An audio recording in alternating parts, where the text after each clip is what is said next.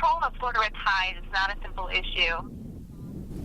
Now, red algae is still plaguing our pristine beaches, and it's likely that the reason for respiratory problems among beachgoers and recent fish kills is just that. The latest concentration map by Florida Fish and Wildlife shows high to medium levels of red tide along Lee, Charlotte, and Collier counties. But the big question is there anything that can be done to control the problem as well? For In Your Corner's Carl Fortier taking that question straight to wildlife officials. He is live at Bonita Beach with what he's learned for you. Carl?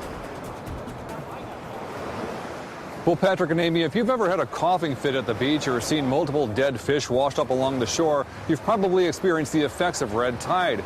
With the impacts of recent red tide blooms being felt in the waters here in Southwest Florida, some are wondering, is there any way to fight it? Our guess was that either died of starvation or ate a contaminated fish. Charter fishing captain Jason Miller took this photo of a dead dolphin as well as some dead fish he found floating in Acero Bay earlier this week.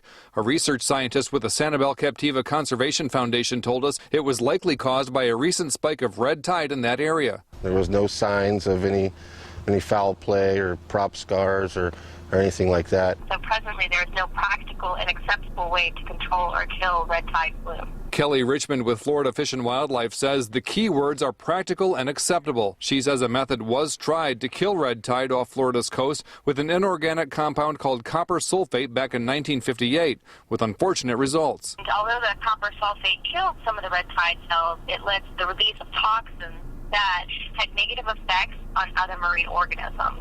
Since that time, researchers have been looking for other ways to prevent red tide from happening, so far without success. The potential controls does not only kill the red tide organism, but they have to eliminate the toxins from the water. For people like Jason Miller who make their living on the water, they can only hope the recent levels of red tide drop soon or go away altogether. The past 2 weeks I've lost 6 trips, and that's just the month of February.